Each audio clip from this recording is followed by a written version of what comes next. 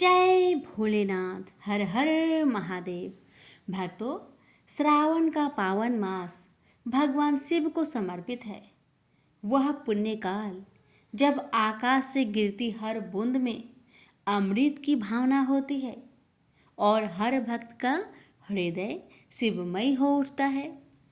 इस पवित्र सावन में मैं आपके लिए लेकर आई हूँ श्रावण मास की 5 पुण्यकारी मोक्षदायिनी कथाएं, जो न सिर्फ शिव कृपा को आमंत्रित करती है बल्कि आपके जीवन के समस्त दुखों को हरने वाली सिद्ध होती है। भक्तों, मन को एकाग्र करें और पूरी श्रद्धा से इस पावन कथा को अंत तक सुने। यही सच्ची भक्ति है। अब हम कथा प्रारंभ करने जा रहे हैं। मन, वाणी और श्रवण को एक कर ले। ओम नमः शिवाय। पहली कथा, तप का प्रभाव। भक्तों, एक बार पृथ्वी पर जल वृष्टि न होने के कारण चारों ओर अकाल फैला हुआ था। सरिता, ताल तलैया और सरोवर सूख गए थे। कुओं में भी पानी नहीं रह गया था। कहीं भी हरियाली देखने को नहीं मिलती थी। मनुष्य, पशु और पंछी जल के अभाव में तड़प रहे थे। पर महर्षि गौतम के आश्रम पर उस भीषण अकाल का नाम निशान भी नहीं था। आश्रम के आसपास घनी हरियाली तो थी ही, सरोवर में भी स्वच्छ जल लहराया करता था। जब चारों ओर जल का अभाव हो गया तो दूर दूर के पशु पंछी सरोवर के पास आकर रहने लगे और सरोवर के पानी को पीकर सुख से जीवन बिताने लगे। मनुष्यों को भी जब उस सरोवर का पता चला तो झुंड के झुंड गौतम के पास पहुंचे और उनसे विनीत स्वर में बोले, ऋषिवर, हम सब पानी के बिना दुख पा रहे हैं। अनुमति दीजिए ताकि हम सब आपके सरोवर के जल का उपयोग कर सके। गौतम ने कहा, आश्रम आप सबका है, सरोवर भी आप सबका ही है। आप स्वतंत्रता पूर्वक सरोवर के जल का उपयोग कर सकते हैं। बस फिर क्या था, झुंड के झुंड लोग तरह तरह की सवारियों पर अपना सामान लादकर सरोवर के पास आकर बसने लगे। कुछ ही दिनों में सरोवर के आसपास चारों ओर अच्छा खासा नगर बस गया। सरोवर के जल से सबको नया जीवन मिलने लगा। सब गौतम के तप और त्याग की भूरी भूरी प्रशंसा करने लगे। पर मनुष्यों में कुछ ऐसे भी लोग थे जो दुष्ट प्रकृति के थे। उन्होंने जब जन जन के मुख से गौतम की प्रशंसा सुनी तो उनके कान में गौतम के प्रति ईर्ष्या अग्नि जल उठी। उन्हें गौतम की प्रशंसा नहीं सुहाई। वे कोई ऐसा उपाय सोचने लगे जिससे गौतम को नीचा दिखना पड़े। उनके इस प्रयत्न में कुछ ऋषि मुनि भी सम्मिलित हो गए। पर गौतम को नीचा दिखाना सरल काम नहीं था, क्योंकि वे बड़े निष्ठा से सदा मानव की भलाई में लगे रहते थे। जब दुष्ट स्वभाव के मनुष्यों का किसी तरह बस नहीं चला तो वे सब मिलकर गणपति की सेवा में उपस्थित हुए। सबने हाथ जोड़कर निवेदन किया, गणपति, ऋषि गौतम गर्व से फूलकर पथ भ्रष्ट हो रहे हैं। कोई ऐसा उपाय कीजिए जिससे उनका गर्व धूल में मिल जाए। गणपति ने कहा, आश्चर्य है, आप लोग गौतम के संबंध में मन में ऐसी धारणा रखते हैं। गौतम तो तप और त्याग की मूर्ति है। उन्होंने वरुण की उपासना करके उस स्वच्छ जल वाले सरोवर को प्राप्त किया। यदि आज वह सरोवर ना होता तो क्या आप लोग का जीवन सुरक्षित रह सकता था? पर उन दुष्ट मनुष्य के हृदय पर गणपति की बात का कुछ भी प्रभाव न पड़ा। वे अपनी बात पर अड़े रहे और प्रार्थना पूर्वक गणपति से आग्रह करते रहे। गणपति ने विवश होकर कहा, आप लोग नहीं मानते तो मैं कुछ करूँगा, लेकिन उससे आप लोग का ही अहित होगा। गणपति की बात सुनकर दुष्ट स्वभाव के सभी मनुष्य तुच्छ होकर अपने अपने घर को चले गए। एक दिन दोपहर के बाद गौतम अपने आश्रम की वाटिका में पुष्प के पौधे को सींच रहे थे। हठात एक दुबली पतली गाय वाटिका में घुसकर पौधे को खाने लगी। गौतम गाय को पकड़कर उसे अलग कर देना चाहते थे, पर जैसे ही उन्होंने गाय को हाथ लगाया, वह गाय गिर पड़ी और निष्प्राण हो गई। यह देख गौतम आश्चर्य में पड़ गए और गाय की ओर देखकर बोले, ओह, यह कैसा अनर्थ हो गया मुझसे। तभी गौतम के कानों में एक आवाज पड़ी, गौतम पापी है, गाय का हत्यारा है। गौतम ने पीछे मुड़कर देखा, बहुत से लोग खड़े थे। उनके साथ कुछ ऋषि मुनि भी थे। वे सम्मिलित स्वर में गौतम को पापी और हत्यारा घोषित कर रहे थे। चारों ओर गौतम की निंदा होने लगी। गौतम बहुत दुखी हुए। वे अपने पाप का प्रायश्चित करने के लिए अहत्या को साथ लेकर आश्रम छोड़कर चले गए। दुष्ट स्वभाव के मनुष्य बहुत खुश हुए। उनका मनचाहा पूरा हो गया था। गौतम एक वन में गए। वन के वृक्षों को काटकर उन्होंने एक कुटी बनाई और वहां रहकर तप करने लगे। अहत्या दिन रात उनकी सेवा में लगी रहती थी। तप करते हुए गौतम को बहुत दिन बीत गए। प्राय ऋषि मुनि भी वहां आया करते थे। उन्होंने गौतम से कहा, तब से गौ हत्या का पाप दूर नहीं होगा। यदि आप गौ हत्या के पाप से मुक्त होना चाहते हैं तो गंगा में स्नान कीजिए। पर गौतम गंगा में स्नान करे तो कैसे करे? गंगा तो वहाँ थी ही नहीं। गौतम गंगा को प्रकट करने के लिए भगवान शिव की आराधना करने लगे। गौतम के तप, त्याग और आराधना से भगवान शंकर प्रसन्न हुए। वे प्रकट होकर बोले, हे महामुने, मैं आपकी आराधना से प्रसन्न हूँ। बोलिए, आपको क्या चाहिए? गौतम ने निवेदन किया, हे प्रभु, मुझे गौ हत्या का पाप लगा है। कृपा करके मुझे गंगा दीजिए। मैं गंगा में नहाकर पाप से मुक्त होना चाहता हूँ। भगवान शंकर मुस्कुराकर बोले, हे महामुने, आपको गौ हत्या का पाप नहीं लगा है। आपको छल का शिकार बनाया गया है। जिन्होंने आपके साथ साजिश रचा है उनका कभी भी कल्याण नहीं होगा। आप कोई और वर मांगे। गौतम ने कहा, हे प्रभु, जिन्होंने मेरे साथ छल किया है मैं तो उन्हें अपना परम हितैषी मानता हूँ। यदि उन्होंने मेरे साथ वैसा न किया होता तो आज मुझे आपके दर्शन का सौभाग्य कैसे मिल पाता? मुझे तो केवल गंगा दीजिए। गौतम के त्याग पर भगवान शिव और भी प्रसन्न हो उठे। उन्होंने कहा, हे महामुने, आप धन्य हैं जो अपने शत्रुओं को भी अपना हितैषी मान रहे हैं। आपकी इच्छा अवश्य पूरी होगी। गंगा अब अवश्य प्रकट होगी। शिव के इस कथन पर गंगा जी प्रकट होकर बोली, मैं जलधारा के रूप में प्रकट होने के लिए तैयार हूँ, पर आपको भी मेरे साथ ही रहना पड़ेगा।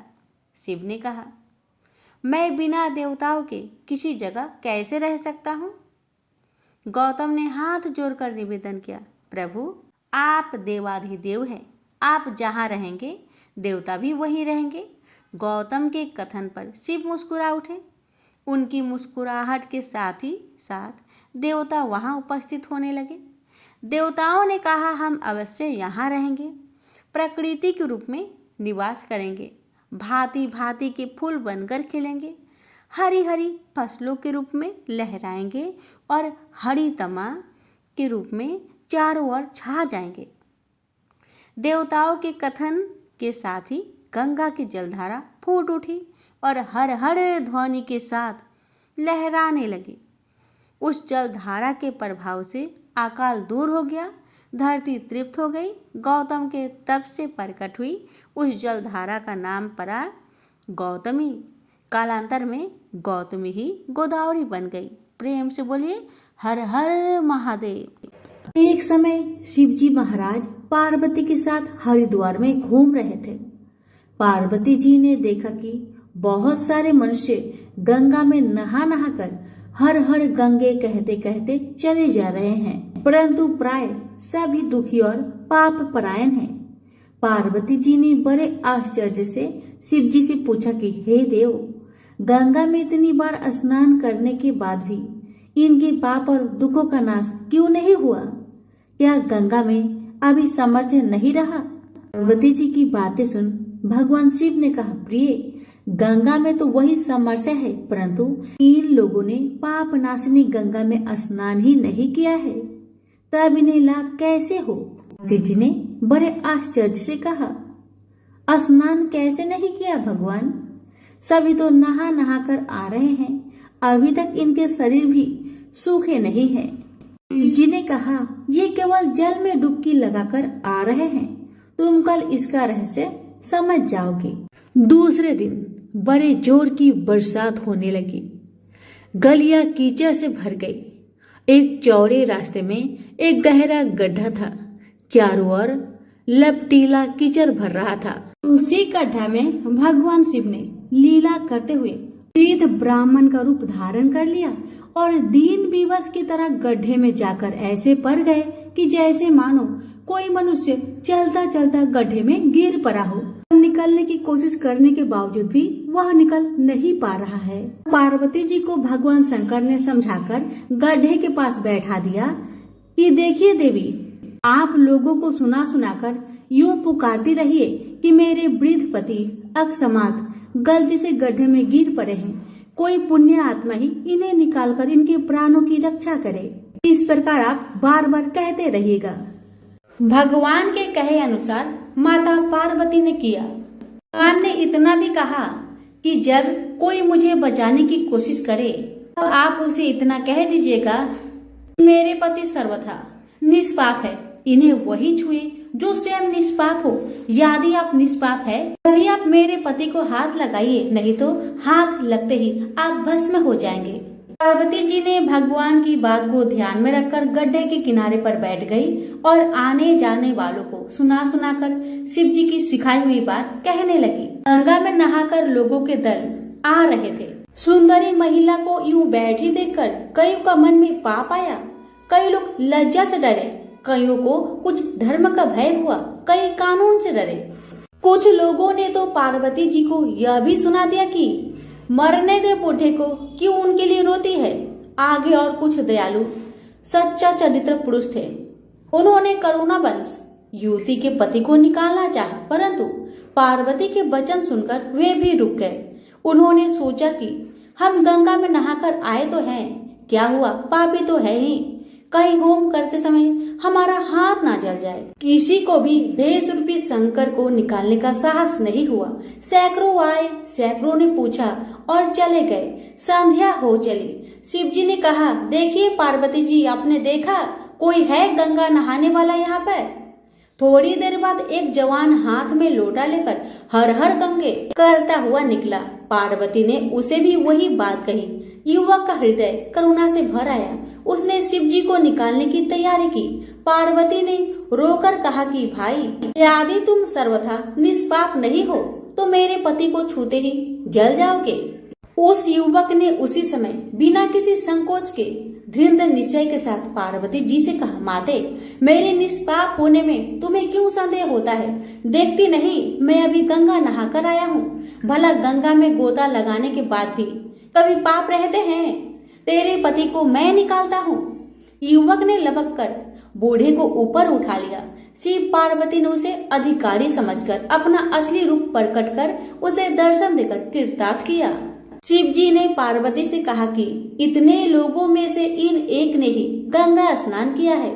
इस दृष्टांत के अनुसार जो लोग बिना श्रद्धा और विश्वास के केवल दम के लिए गंगा स्नान करते हैं उन्हें वास्तविक फल नहीं मिलता, परंतु इसका यह मतलब नहीं है कि गंगा स्नान व्यर्थ जाता है। विश्वास के साथ किए गए गंगा स्नान का मिलता है वास्तविक फल। प्रेम से बोलिए उमापति शंकर भगवान की जय, गंगा माता की जय। एक बार भगवान नारायण बैकुंठ लोक में सोए हुए थे। उन्होंने सपने में देखा कि करोड़ों चंद्रमाओं की कांति वाले त्रिशूल डमरूधारी स्वर्ण भरण भूषित सूर्येंद्र वंदित सिद्धि सेवित त्रिलोचन भगवान शिव प्रेम और आनंदातिरेक से उन्मत्त होकर उनके सामने नृत्य कर रहे हैं। उन्हें देखकर भगवान विष्णु हर्ष से गदगद हो उठे और अचानक उठकर बैठ गए। कुछ देर तक ध्यानस्थ बैठे रहे। उन्हें इस प्रकार बैठे देखकर श्री लक्ष्मी जी पूछने लगी, भगवान आपके इस प्रकार अचानक निद्रा से उठकर बैठने का क्या कारण है? भगवान ने कुछ देर तक उनके इस प्रश्न का कोई उत्तर नहीं दिया और आनंद में निमग्न चुपचाप बैठे रहे। कुछ देर बाद हर्षित होते हुए बोले, देवी मैंने अभी सपने में भगवान श्री महेश्वर का दर्शन किया है। उनकी छवि ऐसी अपूर्व आनंदमयी एवं मनोहर थी कि देखते ही बनती थी। मालूम होता है कि शंकर ने मुझे स्मरण किया है। अहो भाग्य, चलो कैलाश में चलकर हम लोग महादेव के दर्शन करें। ऐसा विचार कर दोनों कैलाश की ओर चल दिए। भगवान शिव के दर्शन के लिए कैलाश मार्ग पर आधी दूर गए होंगे कि देखते हैं भगवान शंकर स्वयं गिरिजा के साथ उनकी ओर चले आ रहे हैं। अब भगवान के आनंद का तो ठिकाना ही नहीं रहा, मानो घर बैठे निधि मिल गई। पास आते ही दोनों परस्पर बड़े प्रेम से मिले। ऐसा लगा मानो प्रेम और आनंद का समुद्र उमड़ पड़ा। एक दूसरे को देखकर दोनों ने नेत्रों से आनंद आंसू बहने लगे और शरीर पुलकायमान हो गया। दोनों ही एक दूसरे से लिपटे हुए कुछ देर मुखबख्त खड़े रहे। प्रश्नों उत्तर होने पर मालूम हुआ कि शंकर जी को भी रात्रि में इसी प्रकार का सपना हुआ कि मानो विष्णु भगवान को वे उसी रूप में देख रहे हैं जिस रूप में अब उनके सामने खड़े थे। दोनों के सपने का वृत्तांत से अवगत होने के बाद दोनों एक दूसरे को अपने निवास ले जाने का आग्रह करने लगे। नारायण ने कहा कि बैकुंठ चलो और भोलेनाथ कहने लगे कि कैलाश की ओर प्रस्थान किया जाए। दोनों के आग्रह में इतना अलौकिक प्रेम था कि यह निर्णय करना कठिन हो गया कि कहाँ चला जाए। इतने में ही क्या देखते हैं कि बीना बजाते हरिगुण गाते नारद जी कहीं से आ निकले। बस फिर क्या था, लगे दोनों उनसे निर्णय कराने कि कहाँ चला जाए। बेचारे नारद जी तो स्वयं परेशान थे उस अलौकिक मिलन को देखकर। वे तो स्वयं अपनी शुद्ध बुद्ध भूल गए और लगे मस्त होकर दोनों का गुणगान करने। अब निर्णय कौन करे? अंत में यह तय हुआ कि भगवती उमा जो कह दे वही ठीक है। भगवती उमा पहले तो कुछ देर चुप रही। अंत में वे दोनों की ओर मुख करते हुए बोली, हे नाथ, हे नारायण, आप लोग के निश्चल अनन्य एवं अलौकिक प्रेम को देखकर तो यही समझ आता है कि आपके निवास अलग अलग नहीं है। जो कैलाश है वही बैकुंठ है और जो बैकुंठ है वही कैलाश है। केवल नाम में ही भेद है।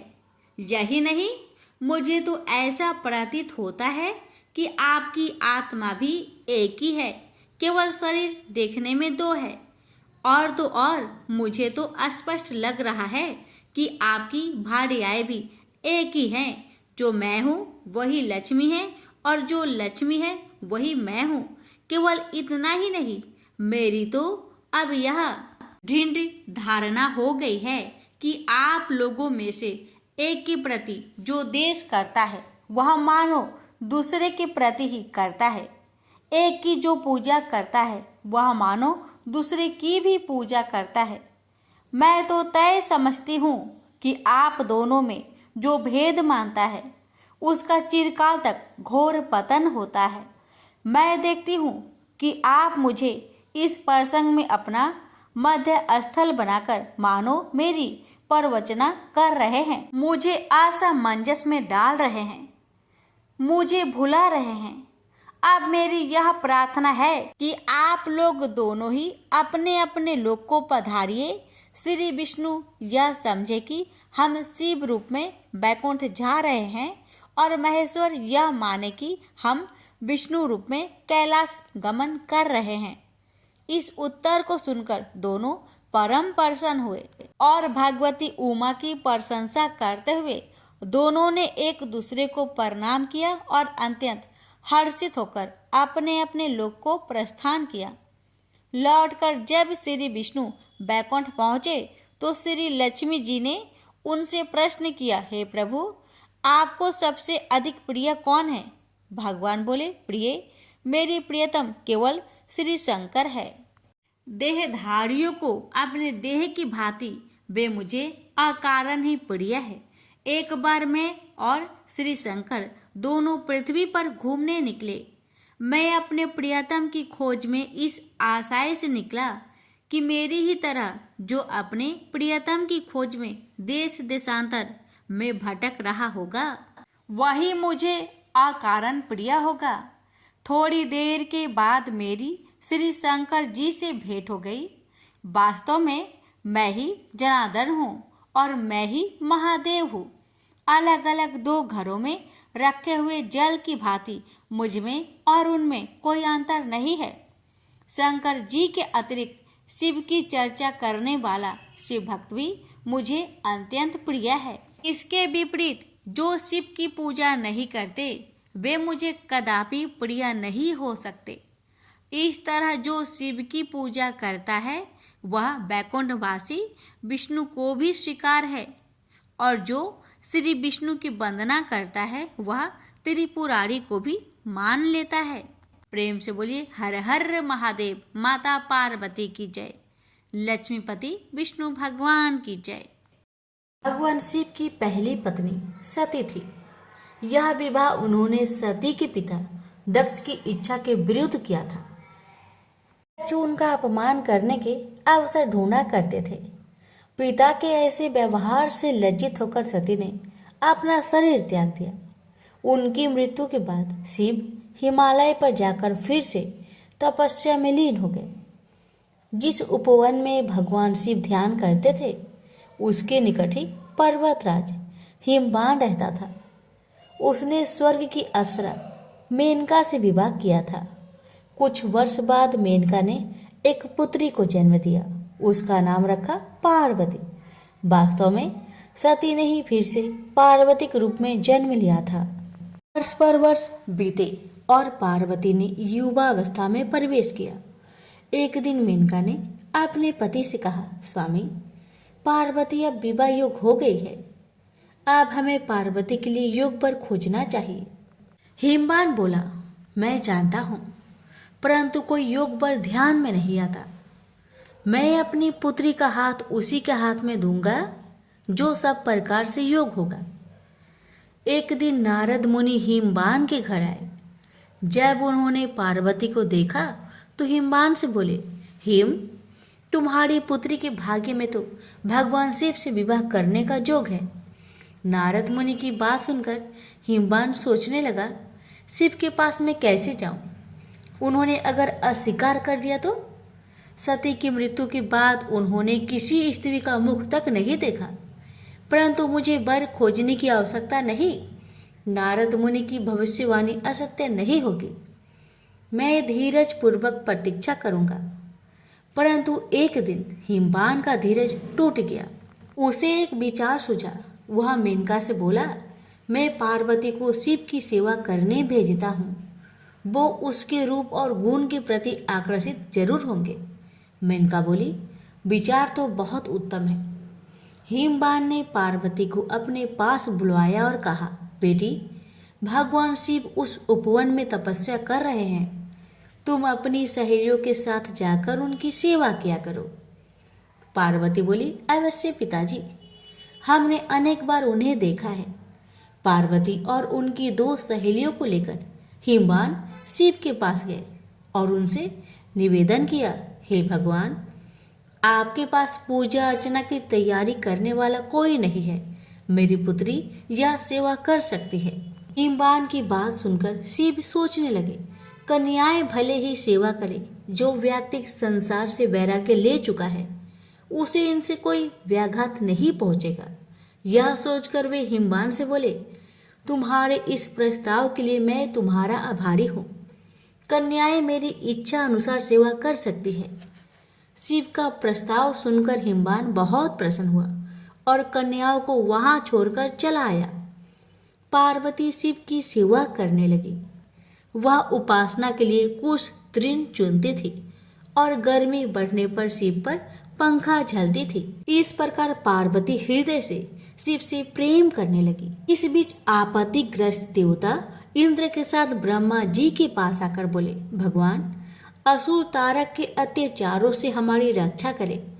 उसने स्वर्ग पर अधिकार कर लिया है और लोगों में हाहाकार मचा हुआ है। उसे प्रसन्न करने के लिए हमने उसे उपहार भी भेजे, परंतु हम जितना ही उसे प्रसन्न करने का प्रयत्न करते हैं उतनी ही उसकी कुधृष्टता बढ़ती जाती है। हमारी आपसे प्रार्थना है कि हमें कोई ऐसा नेता प्रदान कीजिए जो हमें उसके अत्याचारों से त्राण दिलाए। ब्रह्मा जी असहाय होकर बोले, प्रिय पुत्रों, मैं चाहते हुए भी तुम्हारी सहायता नहीं कर सकता। तारक को मैंने एक बार वरदान दिया था, उसी से वह इतना बलवान हो गया है, मैं भी उसका नाश नहीं कर सकता। परंतु एक उपाय है। शिव का पार्वती से विवाह विधि का विधान है। तुम जाओ और शिव पार्वती की सुंदरता का भान कराओ। शिव और पार्वती का जो पुत्र होगा वही तुम्हारा नेता बनकर तारक का वध करेगा। ब्रह्मा जी की बात सुनकर देवराज इंद्र सीधे प्रेम के देवता काम के पास पहुंचे और बोले, कामदेव, मैं तुम्हारे पास एक आवश्यक काम से आया हूं। तुम शिव पर अपना जादू चलाओ ताकि वे पार्वती से विवाह कर ले। इंद्र की आज्ञा पाकर कामदेव अपनी पत्नी रति के साथ शिव के कुंज में पहुंचे। वहां शिव को देखा तो उनका साहस छूट गया। उसी समय पार्वती वहां से निकली तो कामदेव का फिर से साहस बंधा। पार्वती ने नतमस्तक होकर कुछ पुष्प शिव के सम्मुख रखे। यह देख शिव बोले, तुम्हें ऐसा पति मिले जो बस केवल तुमसे ही प्रेम करने वाला हो। शिव की बात सुनकर पार्वती सोचने लगी, शिव का वचन कभी मिथ्या नहीं होगा। मैं कितनी भाग्यशाली हूँ। यह सोचकर पार्वती शिव के गले में माला पहनाने ही वाली थी, तभी कामदेव का बाण निशाने पर लगा। शिव ने पूरी शक्ति से अपनी भावनाओं को बस में किया और इधर उधर देखने लगे। उन्होंने कहा, मेरे मन की शांति भंग करने का साहस किसने किया? तभी उनकी दृष्टि कामदेव पर पड़ी। उस दृष्टि मात्र से कामदेव जलकर राख हो गए। यह देख रति मूर्छित हो गई। शिव पार्वती की ओर आंख उठाए बिना ही कुंज में चले गए। यह देख पार्वती शोक और लज्जा से विहल हो उठी और उदास मन से अपने घर लौट गई। उधर जब रति की मूर्छा टूटी तो उसने सोचा, जब मेरे पति ही नहीं रहे तो मैं जीकर क्या करूंगी? अच्छा यही है कि मैं भी मरकर उनके पास पहुंचूं। वह यह सोच ही रही थी कि तभी आकाशवाणी हुई, जीवन मत त्याग। पार्वती तपस्या करके शिव को वर के रूप में पाएगी और उनके विवाह के दिन तेरा पति पुनर्जीवित होकर फिर से तुझे मिलेगा। आकाशवाणी सुनकर रति को ढढ़स बंधा और वह उस दिन की प्रतीक्षा करने लगी। उधर शिव के व्यवहार से पार्वती को बहुत दुख हुआ, परंतु उसके प्रेम में कमी नहीं आई। वह सोचने लगी, मेरा सौंदर्य उन्हें आकर्षित नहीं कर सका, परंतु मैं हार नहीं मानूंगी। सौंदर्य से नहीं तो मैं अपनी तपस्या और भक्ति से उन्हें प्राप्त करूंगी। यह सोचकर उसने अपना निर्णय अपने माता पिता को बताया। पार्वती के निर्णय के आगे माता पिता को झुकना पड़ा और उसे आशीर्वाद देकर विदा किया। सुंदर वस्त्रों तथा आभूषणों का त्याग करके पार्वती कुंज में तपस्या करने बैठ गई। कई वर्ष बीत गए, परंतु पार्वती ने आशा नहीं छोड़ी। एक दिन वह जल कुंड में प्रवेश करने से पहले पूजा अर्चना की तैयारी कर रही थी कि एक युवक ऋषि उनसे मिलने आया। उसने पार्वती से कहा, तुम्हारा यह सुकुमार शरीर कैसे ये कठिन कर्म करता है जो तुम्हारी आत्मा उसे करवा रही है? तुमने संसार को दिखा दिया है कि सुंदरता और पवित्रता एक दूसरे को नष्ट करने के लिए नहीं है। तुम्हारे आचरण ने तुम्हारे पिता के गौरव को और बढ़ाया है। सुकुमारी, तुमने यह कठिन तपस्या का व्रत क्यों लिया है? घर लौट जाओ। सुकुमारी, तुम तपस्या त्याग दो। जो सिद्धियां मैंने प्राप्त की है उनमें से आधी मैं तुम्हें दूंगा, लेकिन कृपया तपस्या का कारण बता दो। पार्वती ने अपनी सखी से कारण बताने को कहा तो सखी ने कहा, मेरी सखी पार्वती ने शिव का प्रेम जीतने का निश्चय किया है। अपने सौंदर्य से तो यह उन्हें नहीं रिझा सके, अतः तपस्या और त्याग का सहारा लिया है। सखी की बात सुनकर ऋषि ने पार्वती से कहा, क्या यह सत्य है या तुम्हारी सखी हंसी कर रही है? पार्वती बोली, यह सत्य है ऋषिवर। मैं शिव की पूजा करती हूँ। मुझे विश्वास है तपस्या और भक्ति से एक दिन में उनका प्रेम प्राप्त करने में सफल हो जाऊंगी। ऋषि ने कहा, ओह, तो ये बात है। मैं शिव को जानता हूँ। वह तो अपने सारे शरीर पर भस्म रमाए रहता है, आग उससे लिपटे रहते हैं, चर्म धारण करता है। तुम्हारी जैसी सुंदर युवती कैसे उसकी पत्नी हो सकती है? वह निर्धन है, अघोर है, यह सारा संसार जानता है। वह तुम्हारे योग्य नहीं है। उसका विचार त्याग दो और कोई दूसरा व्यक्ति चुन लो। ऋषि की बातें सुनकर पार्वती क्रोधित होकर बोली, चुप रहो। महान आत्मा को महान आत्मा ही पहचान सकती है। नीच प्राणी उच्च विचारों को समझ नहीं सकता। तुम्हारा वचन तुम्हारी दुर्भावनाओं का सूचक है। शिव दिखावे से नहीं प्रभावित होते हैं, न किसी को प्रभावित करते हैं। वे अघोर है, निर्धन है, चर्म धारण करते हैं, उनके शरीर से सर्प लिपटे रहते हैं। तो क्या हुआ? वो मेरे मनोनीत देवता है। उनमें चाहे दुर्बलताएं अधिक हो और गुण कम, फिर भी मैं उन्हें चाहती हूँ। पार्वती की सहेलियां यह सुनकर चकित रह गई। पार्वती उनसे बोली, प्रिय सखी, इनसे कहो कि चले जाए, क्योंकि इन्होंने अपने हृदय को ऐसे विचारों से कुलुषित कर रखा है। बुरी बात कहना पाप है, तुरंत उसे सुनना भी और भी बड़ा पाप है। चलो हम चले। क्रोध से भरकर पार्वती जैसे ही चलने को हुई, ऋषि ने जल्दी से आगे बढ़कर उसका मार्ग रोक लिया। देखकर पार्वती आश्चर्य हो गई।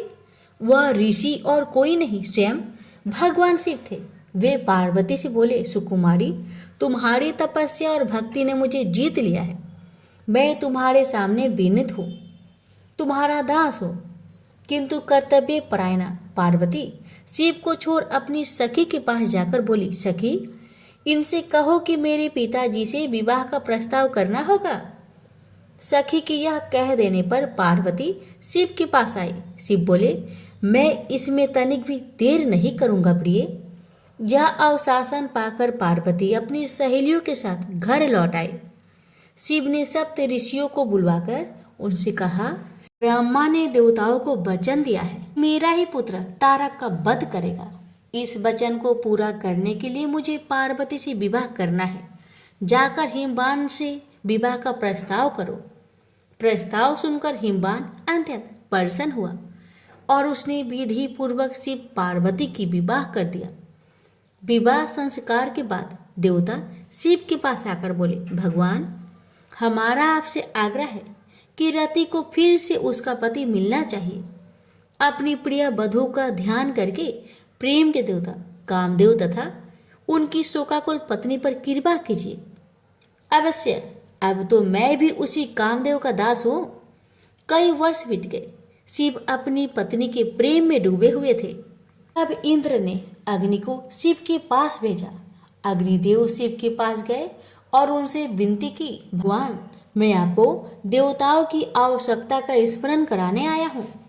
शिव ने अग्निदेव के हाथ में एक बीज रखा और बोले, इस बीज को पकने पर एक बालक का जन्म होगा, वही तुम्हारा सेनापति होगा। अग्निदेव बीज लेकर वहां से चले गए, परंतु वह बीज इतना गर्म था, उसे पकड़े रहना बहुत कठिन था। इंद्र के पास पहुंचते पहुंचते अग्निदेव का शरीर पीड़ा से पीला पड़ गया। वह इंद्र से बोले, बीज मेरे पास है, परंतु उसे संभालना असंभव है। अग्निदेव की दशा देखकर इंद्र दुखी होकर बोले, तुम इसे गंगा के पास ले जाओ, वह तुम्हें ठंडक पहुंचाएगी और इसे संभालेगी। अग्निदेव गंगा के पास गए। जब उन्होंने बीज को लेकर उसमें डुबकी लगाई तो उसमें उफान आने लगा और वह उबलने लगी। तब बीज किनारे पर जा गिरा। उसी समय स्वर्ग की 6 अप्सराएं गंगा में स्नान करने आई। उन्होंने बीज को उठाकर सर घास में रख दिया। बीज तब तक पक चुका था और उसमें से कार्तिकेय प्रकट हुए। आश्चर्यचकित अप्सराएं बोली, इसे हम अपने साथ ले जाएंगे, पहले पहले हमने ही देखा है। फिर गंगा स्त्री का रूप धारण कर बाहर आई और अग्निदेव भी वहां आए। गंगा बोली, इसे मैं ले जाऊंगी, मैंने इसे जन्म दिया है। अग्निदेव बोले, नहीं, यह हमें प्रदान किया गया है। उसी समय शिव तथा पार्वती वहां आए। शिव ने विवाह का निर्णय करते हुए कहा, जो बालक देवताओं का नेतृत्व करने वाला है उसका पालन पोषण पार्वती ही कर सकती है। पार्वती ने प्रेम से बालक को उठाकर छाती से लगा लिया। फिर वे कैलाश पर्वत पर लौट आई। समय बीतने के साथ कार्तिकेय बड़ा हुआ। उसके नेतृत्व में देवताओं और तारक के बीच भीषण युद्ध हुआ। कार्तिकेय ने उसे मार डाला। स्वर्ग का सिंहासन फिर से इंद्र को मिला और स्वर्ग में फिर से सुख शांति का साम्राज्य प्रस्थापित हुआ। प्रेम से बोलिए, हर हर महादेव, माता पार्वती की जय। एक समय की बात है, त्रिपुरारी भुजंगधारी श्री काशीपति महादेव जी जगन माता पार्वती के साथ पर्सन रूप में विराजमान थे। जग माता ने उनसे अनुरोध किया, भगवान कोई कथा कहिए। इस पर भगवान भूत भावन किंचित मुस्कुराए और बोले, हे पार्वती सुनो, पूर्व समय में कुसमांड नामक एक ऋषि का पुत्र मंडप नाम से विख्यात था। बाल्यकाल में ही कुसंगति के कारण पाप कर्म में लीन हो गया था। अतः उसकी निंदित कथाओं को सुनकर उसके पिता, माता, भाई आदि सभी संबंधियों ने उसको अपने से अलग कर दिया। वह पूर्व जन्म के कर्मों के कारण किसी का कहना नहीं मान रहा था। उसकी आदतें यहाँ तक कि खराब हो गई कि वह साधु, महात्मा, सत्पुरुषों एवं देवी देवताओं तक की निंदा करने लगा। युवा होने पर वह दूसरी स्त्रियों के प्रेम में फंस गया। प्रेम के बस में होकर वह औरों के द्रव आदि की चोरी में भी लीन हो गया। उसके 2 घनिष्ठ मित्र थे, एक था नापित, दूसरा था पटहारा। इन तीनों ने मिलकर विचार किया कि किसी धनी के घर चोरी करके अधिक धन प्राप्त किया जाए। अतः तीनों ने मिलकर राजा के यहाँ चोरी की। इस चोरी के कारण बहुत सा धन हाथ लगा। सारा धन मंडप के पास था। दोनों मित्रों के मांगने पर भी उसने उन लोगों का हिस्सा नहीं दिया। इस धन को वह एक वैश्या के यहाँ ले गया। वैश्या के यहाँ वह प्रेम लीला करने लगा। इस बीच उसको प्यास लगी। पलंग के नीचे रखी गिलास उसने खाली कर दी। स्वाद कुछ दूसरा था। इसमें क्या था? उसने वैश्या से पूछा। इसमें मदिरा थी। मंडप को इससे बड़ा दुख हुआ। मदिरा पान करके उसने महापाप किया है, यह सोचकर वह बड़ा दुख करने लगा। पर वैश्या बराबर मदिरा का गुणगान करती गई। उसने मंडप को फुसलाकर और मदिरा पिला दी तथा उसका सारा धन लेकर उसको बाहर निकाल दिया। होश में आने पर मंडप बड़ा विलाप करने लगा। पश्चाताप करता हुआ वह अपने मित्र के पास आया। सारी आप बीती सुना दी। उन मित्रों ने कहा, हे मित्र, तुमने मदिरा पान करके बड़ा पाप किया है। अब तुम इसका प्रायश्चित करो। मुझे प्रायश्चित का उपाय कहो। बिना प्रायश्चित के सुरापान का दोष नहीं मिटेगा। अतः उस वैश्या से स्वर्ण प्राप्त कर दान करो। यदि तुम ऐसा नहीं करोगे तो हम लोग तुम्हारी बड़ी निंदा करेंगे। यह सुनकर मंडप बड़ा दुखी हुआ वह वेश्या के पास आया और वेश्या से अपना सारा दुखड़ा सुनाया। उसने वेश्या से स्वर्ण की मांग की। इस पर वेश्या बड़ी बिगड़ी और बोली, तुमने जो धन दिया है अब उसकी मांग मत करो। वेश्याएं कभी मिला हुआ धन वापस नहीं करती। क्या तुमको इस साधारण नियम का ज्ञान नहीं है? इस पर मंडप गिड़गिड़ाने लगा, पर वेश्या का हृदय पर इसका जरा भी असर न हुआ। उसने अन्य वेश्याओं को बुला लिया। सब मिलकर उसकी भर्त्सना करने लगी। कई ने तो उसको धमकी भी दे दी। हे पार्वती! इस प्रकार मंडप बहुत अपमानित होकर वहां से निकाल दिया गया। मंडप विलाप करता हुआ अपने पिता के घर की ओर चला। उसके दोनों मित्र पीछे लग गए। जब मंडप पिता के सामने आया तो दोनों मित्रों ने उसका हाथ पकड़ लिया। बोले, मंडप, हम लोगों ने मिलकर राजा के यहाँ चोरी की है, पर तुमने हम लोगों का अंश नहीं दिया है। तुम हम लोगों का अंश दो। यह बात सुनकर कुष्मांड मुनि बहुत दुखी हुए और बोले, इस अधम से तुम लोगों की मैत्री कैसे हो गई? मंडप के मित्रों ने कहा, हे मुने, इसे भाभी ही समझिए, पर न्याय की बात तो यह है कि आपका पुत्र हमारा अंश नहीं दे रहा है। यह सारा धन लेकर एक वेश्या के यहाँ चला गया। उसने सारा धन ले लिया। वह वेश्या वाद विवाद में बड़ी चतुर है। वह धन वापस नहीं करेगी। अतः आप हमारा धन दिलवाइए, अन्यथा हम राज दरबार में गुहार करेंगे। इस पर कुष्मांड मुनि ने अपने पुत्र का हाथ पकड़ लिया। मुनि ने कहा, चलो मैं स्वयं राजा के पास चलता हूँ। न्याय प्रिय और धर्मात्मा राजा के दंड से पाप का नाश हो जाता है। पाप का प्रायश्चित न करने पर नरक यातना भोगनी पड़ती है। इस पर मंडप के मित्रों ने कहा, हे मुने, आप अपने पुत्र को हमारे हवाले कर दे। राज दरबार में आपका जाना ठीक नहीं है। हम लोग इससे निपट लेंगे। इस पर मुनि श्रेष्ठ ने कहा, हे अधम पुत्र, तुम इन लोगों के साथ जाकर राजदंड भोगकर प्रायश्चित करो। तुमने जो किया है बहुत बुरा किया है। आज से तुम मेरे पुत्र नहीं हो और मैं भी तुम्हारा कोई नहीं। जब तक तुम प्रायश्चित करके नहीं आओगे, मैं तुम्हारा मुख नहीं देख सकता। मंडप के मित्र मंडप को अपने साथ ले गए। दूर एक घने जंगल में ले जाकर पहले तो उसकी खूब भर्त्सना की, फिर बाद में उसको पीटना शुरू किया। बेहद पीटने के कारण मंडप बेहोश होकर गिर पड़ा। उसके मित्रों ने समझा कि वह मर गया, अतः उसको मरा हुआ जानकर उसके मित्रगण उसे वहीं छोड़कर चले गए। कुछ देर बाद मंडप को चेत आया तो वह विलाप करता हुआ एक और को चल पड़ा। उसके दोनों मित्र एक मंदिर में रात भर भूखे प्यासे टिके रहे और प्रायश्चित करते रहे। प्रातः वे दोनों उसे देखने के लिए गए कि उसके शरीर की अब क्या गति है। वहां मंडप को न पा उन दोनों को बड़ा आश्चर्य हुआ। फिर तो वे समझ गए कि मंडप मरा नहीं है, वह जीवित है और कहीं चला गया है। उस दिन शिव महात्म्य को जानने वाले लोग पंचकोशात्मक लिंग की प्रदक्षिणा कर रहे थे। मंडप भी उन लोगों के साथ हो गया। यात्रीगण कद्रमेश्वर के समीप रहे। मंडप ने भी वहां रहकर सारी रात जागरण किया। सब यात्रियों ने उसको साधु मान लिया और वह इस बात को भी मान गए कि वह परम शिव कुष्मांड का पुत्र मंडप है। मंडप शिवव्रतधारी परम शिव साधु के रूप में मान लिया गया। मंडप ने शंकर प्रतिमा के समक्ष नृत्य और भजन प्रारंभ कर दिया। सज्जनों ने उसकी भक्ति देखकर उसका बड़ा आदर किया। मंडप भी सत्संग से परम भक्ति भाव वाला हो गया। अब उसको ज्ञान हो गया कि शिव भक्ति के प्रताप से ही उसका इतना आदर हो रहा है। वह सबका प्रिय हो गया। साथ ही भोजन, धन्य धान्य, श्रद्धा भी मिल रही है। मंडप चंडिका देवी के मंदिर में आया।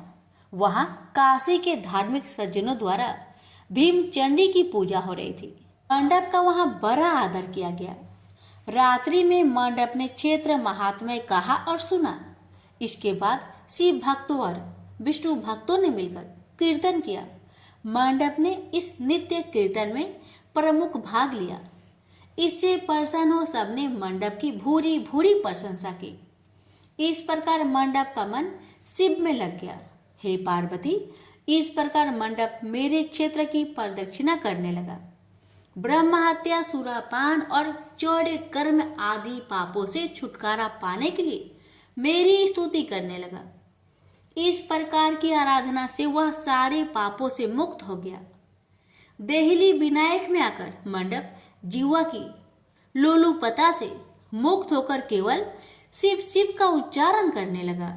उसकी साधना और भक्ति भाव को देखकर सर्वत्र उसका बड़ा आदर और मान सम्मान होने लगा। हे पार्वती, मंडप ने अन्न जल सब त्याग दिया और बार बार बिलाप कर कहने लगा कि ब्राह्मण शरीरधारी होकर भी मैंने स्वर्ण की चोरी की, साध्वी माता को ठगा, वेश्यागमन, सूरापान किया, ब्राह्मण शब्द का हनन किया। पश्चाताप से मंडप बेहाल हो गया। हे देवी, मंडप के मन में यह विचार आया कि मेरे क्षेत्र की प्रदक्षिणा करने से वह सारे पापों से मुक्त हो जाएगा। अतः वह काशी काशी शिव शंकर शिव शिव की रट लगाकर अपने पापों का प्रायश्चित करता हुआ मेरे क्षेत्र की परिक्रमा करने लगा। रामेश्वर लिंग में आकर उसने स्नान पूजन किया, सोमनाथ का पूजन किया, सीता और लक्ष्मण के साथ श्री राम जी का पूजन किया। पूजन और भक्ति भाव देखकर सर्वत्र उसकी प्रशंसा हुई। मंडप ने अन्न जल त्याग दिया था। तदनंतर वृषभ ध्वज में आकर स्नान देव पूजन किया। प्रातः काल वरुणा संगम में स्नान किया। मुझे पूछता हुआ वह मेरे मंदिर आया। उसने आकर बड़ा दान पुण्य किया। संतोष मंडप ने साष्टांग प्रणाम किया। वह अनेक महात्मा उपस्थित थे। हे पार्वती, मंडप सबके आगे हाथ जोड़कर खड़ा हो गया और पूछने लगा, हे महात्माओं, मैंने बड़े बड़े पाप किए हैं। आप लोग कृपया यह बतलाइए कि इन पापों से मेरा छुटकारा किस प्रकार होगा। सभी महात्माओं ने कहा, हे मंडप, तुम शिव शक्ति केशव के भक्त हो गए हो। पंचक्रोशमात्मक लिंग प्रदक्षिणा से और शिव कीर्तन से तुम्हारे सारे पाप नष्ट हो गए हैं। इस प्रकार सुन मंडप ने कहा, हे सदस्य गणों, पिताजी ने तो मुझको घर से निकाल दिया है। अब मैं अपने घर कैसे जाऊं और हे मुनि श्रेष्ठों, पिता को कैसे अपना मुख दिखलाऊं। इस पर सबने कहा, अब तुम्हारे सारे पापों का प्रायश्चित हो गया है, तुम सहर्ष घर जा सकते हो। हे पार्वती, इस प्रकार मंडप अपने पिता के घर के सामने आया और शिव शिव शंभो शंभो महादेव महादेव का उच्चारण करने लगा। स्वर सुनकर कुष्मांड मुनि ने अपनी पत्नी से कहा, हे प्रिय, देखो तो कौन द्वार पर शिव का उच्चारण करता हुआ हमें परम सुख दे रहा है। शिव नाम की अमृत वर्षा कौन कर रहा है। मुनि पत्नी ने द्वार पर अपने पुत्र को देखा। हे पुत्र, तुम्हारा आना कैसे हुआ। मंडप ने कहा, हे माता, आपको और पिताजी को महात्मागण बुला रहे हैं। यह सुनकर मंडप की माता अपने पति के पास आई और उनसे सारा वृत्तांत कहा। हे पूज्यवर, आपका पुत्र शिव का नाम रट्टा हुआ द्वार पर उपस्थित है। उसका कहना है कि प्रायश्चित करके वह पवित्र हो गया है। सदस्यगण आपको बुला रहे हैं, वे प्रायश्चित का प्रमाण देंगे।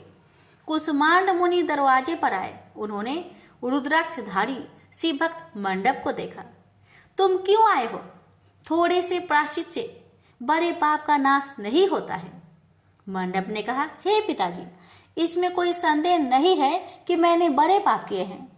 इतना होने पर भी महात्मागण आपको बुला रहे हैं। मुनि अपनी पत्नी के साथ महात्माओं के पास आए।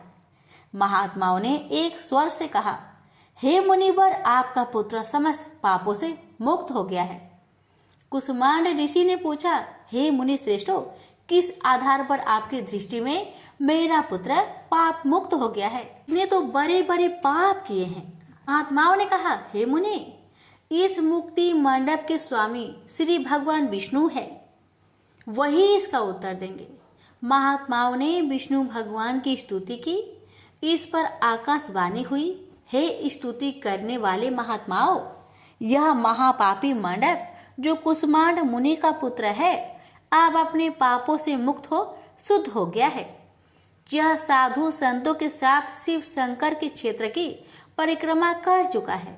अब कुसमांड मुनि इसे ग्रहण कर सकते हैं। इस प्रकार हे पार्वती, मंडप को कुसमांड मुनि आदर पूर्वक अपने घर ले गए। इस कथा को सुनकर माता पार्वती परम प्रसन्न हुई, बोली, प्रभु आपने यह महत्वपूर्ण कथा कही, इससे कलयुग में प्राणियों का बड़ा भला होगा। कृपा कर इस पर कुछ और प्रकाश डाले। इस पर शिवजी बोले, हे पार्वती, अब तुम भैरव जी की कथा सुनो।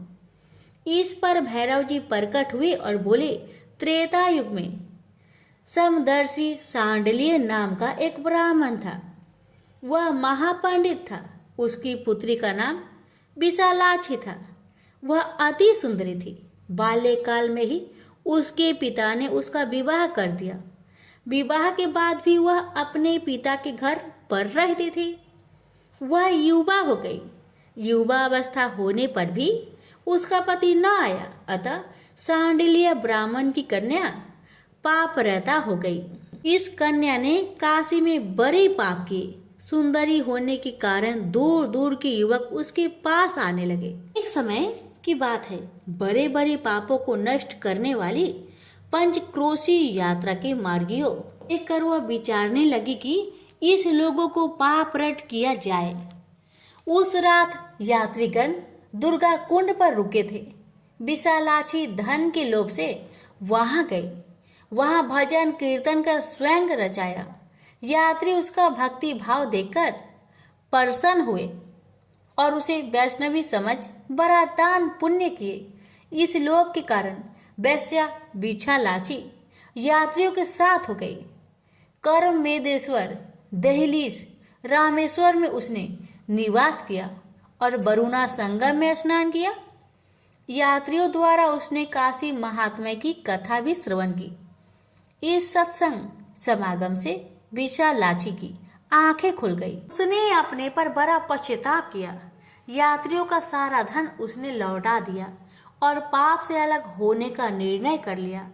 उसने महात्माओं से पूछा, हे देवताओं, मैं बड़ी पापिनी हूँ, कृपया मेरी मुक्ति का उपाय कहिए। इस पर महात्माओं ने कहा, देवी तुम धन्य हो, तुमको पापों से भय नहीं करना चाहिए।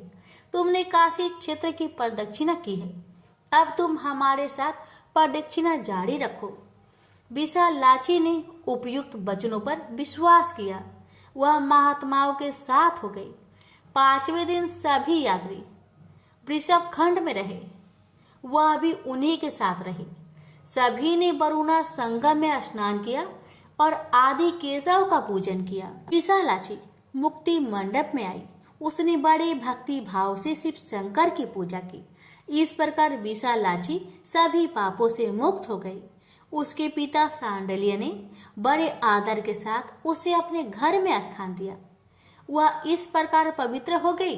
भैरव जी बोले, हे पार्वती, यह काशी क्षेत्र का महात्म्य है। इसे पढ़ने सुनने सुनाने से सबका कल्याण होता है। प्रेम से बोलिए हर हर महादेव। माता पार्वती की जय। भैरवनाथ की जय।